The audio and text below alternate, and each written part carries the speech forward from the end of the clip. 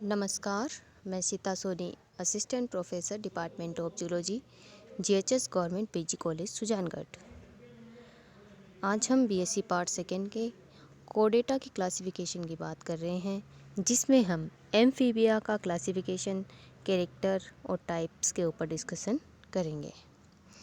तो phylogenetic history में जलीय जंतुओं का स्थलीय जंतुओं में परिवर्तन जो है वो एक महत्वपूर्ण घटना है तथा प्रथम बार इससे एम्फीबिया का विकास हुआ है।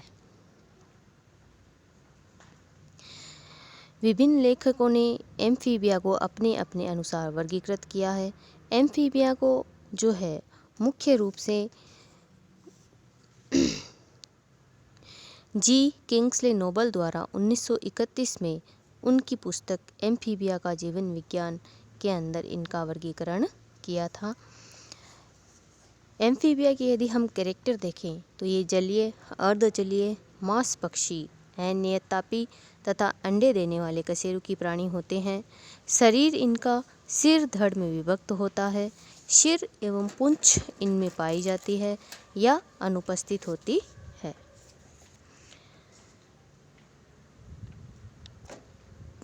ये टेट्रापोड होते हैं, अर्थात इनके पाद के अंदर 4 अंगुलियां पाई जाती है और ये पेंटाडाक्टाइल प्रकार के भी होते हैं, अर्थात पंचांगुलिक प्रकार के भी होते हैं। यानी इनके पाद जो होंगे उनमें या तो 4 या 5 अंगुलियां पाई जाती है। त्वचा चिकनी अथवा खुरदरी ग्रंथियों से भरपूर, जो इसे गीली बनाए रखती है। इसमें क्रोमेटोफोर पाए जाते हैं। सल्क अगर उपस्थित होते हैं तो त्वचा में छिपे रहते हैं। बाह्य कंकाल इनमें अनुपस्थित होता है। कपाल एटलस के अलावा कपाल जो है इसमें एटलस के साथ 2 ऑक्सीपिटल कॉन्डाइल के साथ में इनका जुड़ा हुआ होता है। श्रवण संबंधी कालुमेला उपकरण इसमें फेनेस्ट्रा ओवेलिस में फिट हुआ रहता है। कशेरुकी जो है इसमें कशेरुकाएँ एसेंट्रमी होती है और लाल रुधिर कणिकाएँ उभयोतल, अंडाकार और केंद्रक युक्त होती है। हृदय 2 आलिंद और 1 निलय से बना होता है तथा सिरा कोटर एवं कपाटों से युक्त एक शंकु पाया जाता है। महाधमनी चाप जो है सम्मित होती है।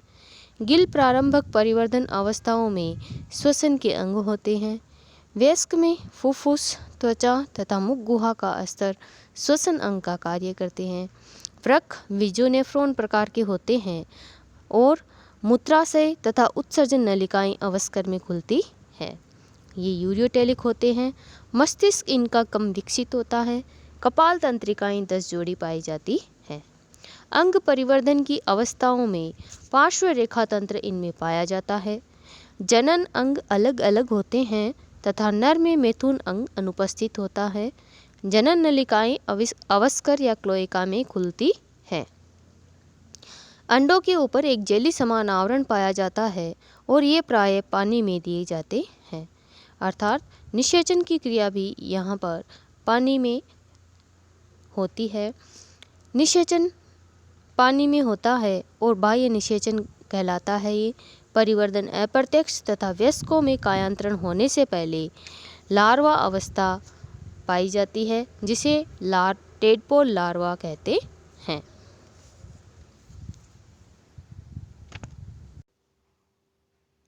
एम्फीबिया को किंग्स बेलेनोबल वर्ग जो है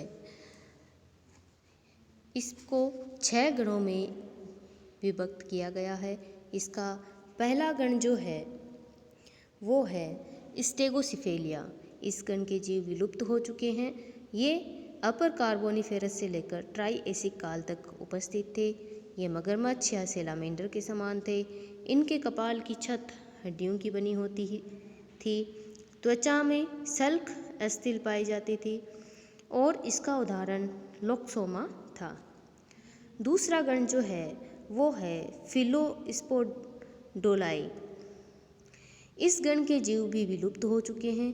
कार्बोनिफेरस और पर्मियन काल में पाई जाते थे। कशेरुकाएँ जो हैं इसमें नलिकाकार थी, पसलियाँ पाई जाती थी और हाथ में 4 और पाँवों में 5 अंगुलियां पाई जाती थी। इसका उदाहरण है ब्रेंकियोसोरस। तीसरा गण जो है वो है लेपोस्पोंडाइली। लेपोस्पोंडाइली जो है इसमें भी जो जीव है वो विलुप्त हो गए हैं सारे, और कार्बोनिफेरस और पर्मियन काल में पाए जाते थे। इसका उदाहरण है लाइसोरोफस। एपोडा या जिम्नोफायोना चौथा गण है। ये जीवित एम्फीबियन है, आदिम एवं बिलकारी होते हैं, पाद रहित, अंधे और लंबे कर्मे के समान ये जीव होते हैं। पुच्छ इनकी छोटी होती है या अनुपस्थित होती है। कुछ में सल्क पाई जाते हैं। त्वचा में बहुसंख्यक अनुप्रस्थ खांचे पाई जाती है। पाद और मेखलाएं इसमें नहीं पाई जाती। नर में मैथुन अंग पाए जाते हैं। इसके उदाहरण हैं इक्थियोफिस, जियोट्रिपेटिस और यूरोटिफलस। पांचवा जो गण है वो है यूरोडेला या कोडेटा। ये जीव छिपकली के समान होते हैं। शरीर में स्पष्ट सिर, धड़ और पूंछ पाई जाती है। टांगे 2 जोड़ी, कमजोर तथा समान परिमाण की होती है। त्वचा में सल्क अनुपस्थित होते हैं। गिल श्वसन के अंग होते हैं इसमें या नहीं पाए जाते हैं गिल्स इसमें। दोनों जबड़ों में दांत पाए जाते हैं। नर में मैथुन अंग अनुपस्थित होते हैं, अर्थात नर में मैथुन अंग नहीं पाए जाते हैं। ये ओविपेरस होते हैं और लार्वा वयस्क के समान ही आकृति के होते हैं, अर्थात इनमें नियोटेनी की घटना पाई जाती है।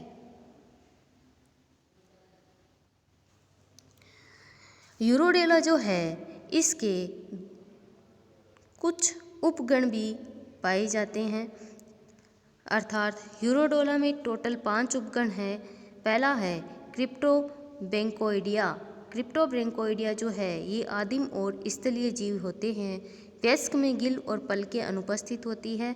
त्वचा नरम और ढीली होती है और शरीर दबा हुआ होता है।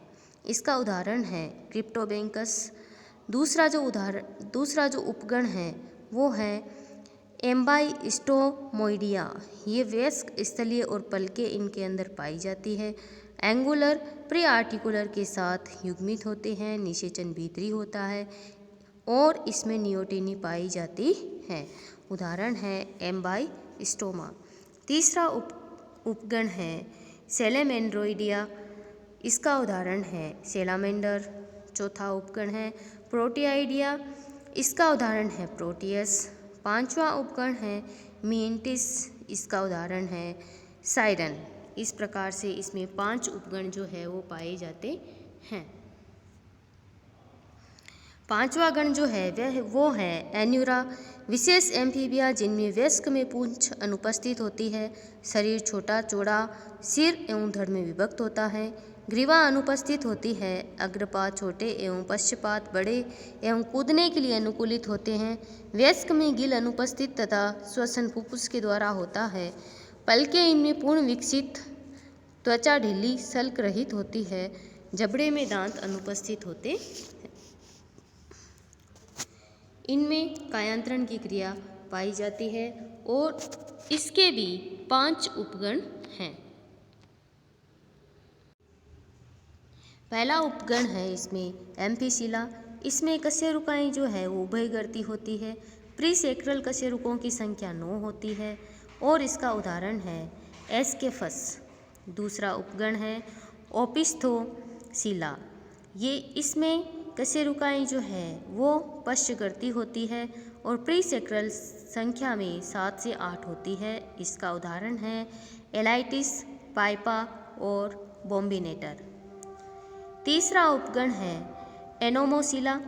इसमें कशेरुकाएं जो है अग्रगर्ती होती है।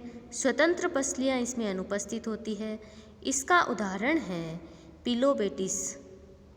चौथा उपगण है प्रोसिला।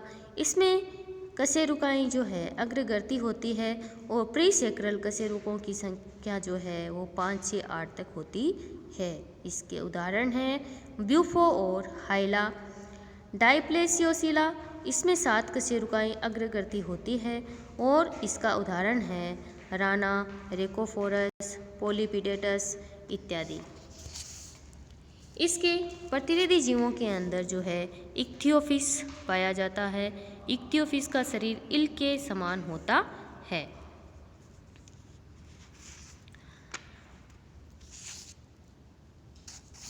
सैलामेंडर जो है वो छिपकली के समान दिखाई देता है। एम्बाइस्टोमा जो है इसे टाइगर सैलामेंडर भी कहते हैं।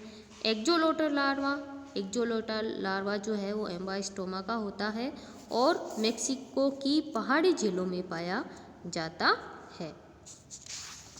इसके अतिरिक्त इसके अंदर एम्फियूमा जो कि कांगो ईल के नाम से जाना जाता है। प्रोटियस को यूरोपियन अंधा सैलामेंडर कहते हैं।